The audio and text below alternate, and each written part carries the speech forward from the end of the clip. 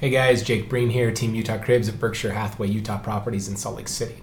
We recently got a question based off of one of our videos that we did about ADU units and Salt Lake City approving that ordinance late last year in 2018.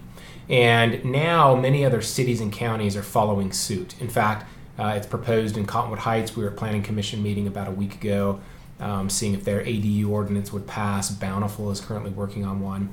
And we had somebody email us in Bountiful about Bountiful and their new ADU ordinance and them looking to put an ADU in on their property. So, Brooks, I'm speaking directly to you, but we also film these videos because a lot of our customers have the same questions, and we keep the content and try to be effective as possible so that we can reuse answering your question to other folks.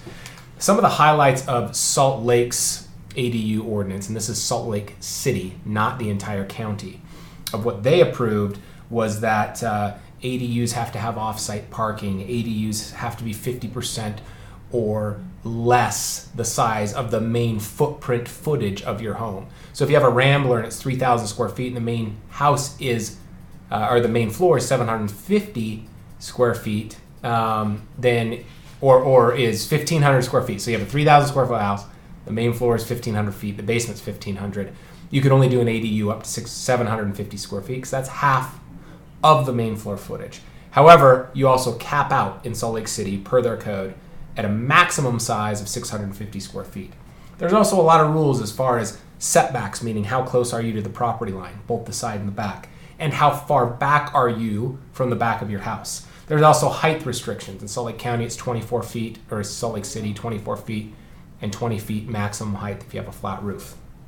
All right, so for those of you that are watching these videos, you may have seen other videos of ours that go through some of these code. You may see some on-site demos that we've done showing you properties where we're working on getting these approved. But let me answer Brooke's question in more plain language, because I know what consumers are looking for when they ask these questions in email. And they're kind of going, okay, I've Googled around, I've researched, I've looked on websites, I've read city code, but I still don't get it. What are my first steps? That's really what you're all getting at, right? You want to know, what should you do next? Let me tell you where everyone's confused. Where you need to start is go in to the municipality building in the planning and zoning department where you reside. So Brooks and Bountiful, you would want to go to the Bountiful city offices, go to the planning and zoning department and the building permit department, and ask them specifically for instructions on applying to put an ADU on your property. Unfortunately, don't shoot the messenger. You're going to get pretty ticked off when you go to do that if your experience is like our experience is. Because on one hand, it's cool to read code and Google some of these cool construction companies that are making ready to ship ADUs, and people start spiraling into these amazing dreams of, I'm going to order one of these up and slap it on my property. And I'm here to tell you, unfortunately, our cities and politicians have made it a lot more complicated than that. So start with your city departments. What are you going to find? You're going to find, it's likely staff members really don't know their own code and are confused on what to tell you. But you're also going to be stopped and roadblocked at the building department, because what are they going to ask you for? What's your plan?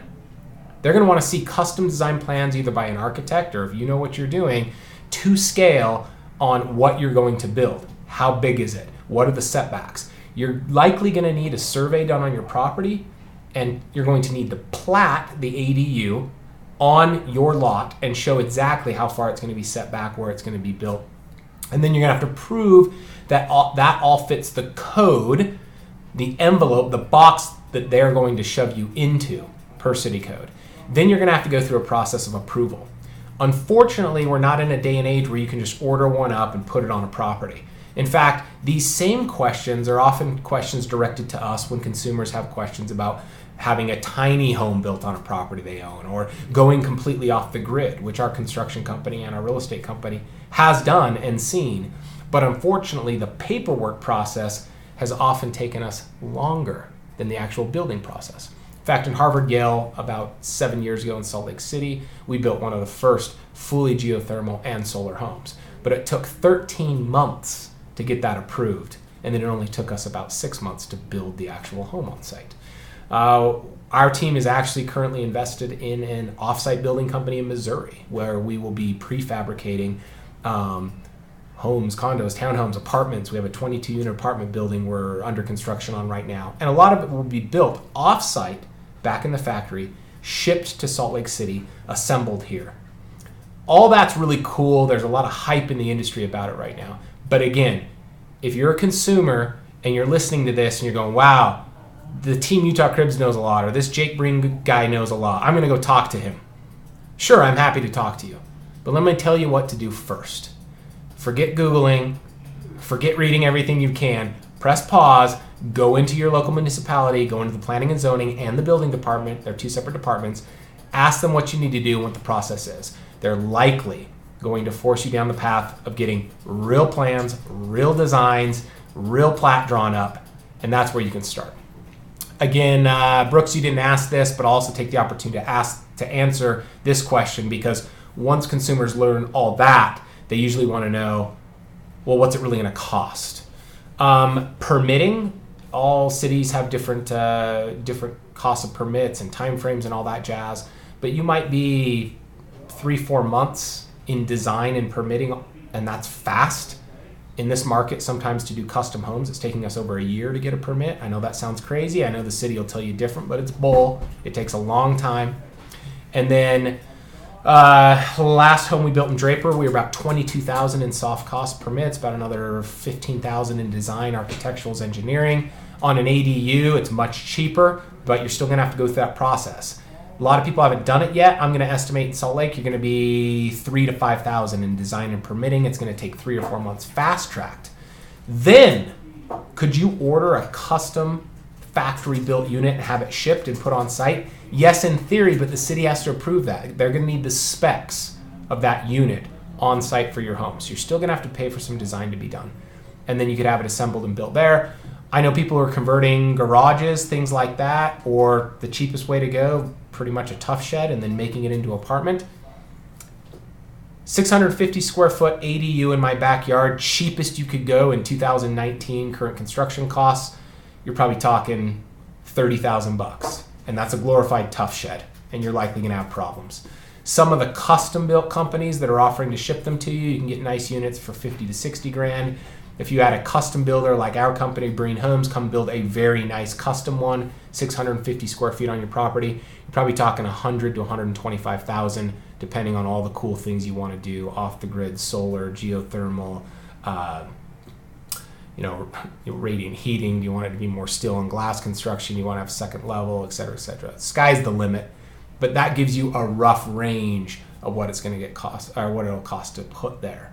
What kind of income is it going to bring? The math's pretty simple. We're sort of a small market across the Wasatch Front. Your best guess is to hop on KSL and see what people are renting for in your area for a 2-bed, 1-bath, or a 1-bed, 1-bath. Here's one other question you didn't ask, Brooks, that I'm going to address, because we also get this all the time. There's a lot of consumers, especially where my office resides. Maybe you can see my window here. I'm right at the mouth of Big Cottonwood Canyon at the I-215 6200 South exit. And we get consumers asking all the time about putting a unit or converting a mother-in-law basement or something in their house and then renting it out on Airbnb and VRBO. This is happening all around the nation. In theory, it sounds great. Guess what? I've done it too, and I have a mother-in-law that I rent in my own house.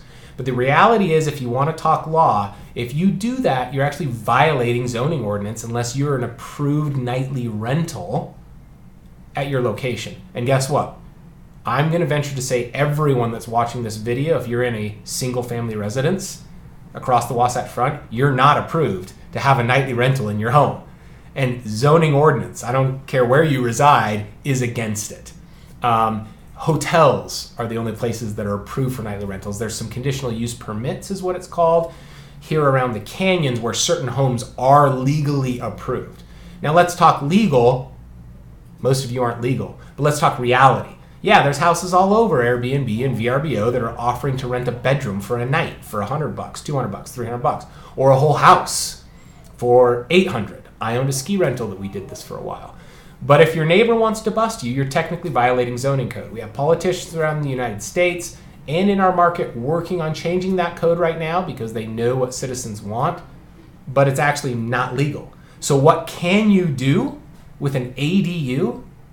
Well, first of all, to answer Brooke's question, it needs to be put on your personal residence. You have to own or occupy the home in order to be approved, at least in Salt Lake City. I don't know what Bountiful's code reads. But you have to be an owner or occupant of the home to put the ADU in your backyard. Then if you jump through all the hoops, get a permit, do it legally, and you've got your unit in your backyard, who can you rent it to? Not nightlies, according to code. Only a minimum of a month-long rental. Most people will sign a 12-month or 24-month lease. So to find out what kind of income that's going to bring in, Brooks, you just want to check KSL, see what a 1-bed, 1-bath, or a 2-bed, 1-bath, about 650 to 750 square foot apartment would be going for in your area. Maybe it can add a little bit, $100 a month for having it be new, nice, in more of a residential neighborhood, if you get to the point of actually putting one in.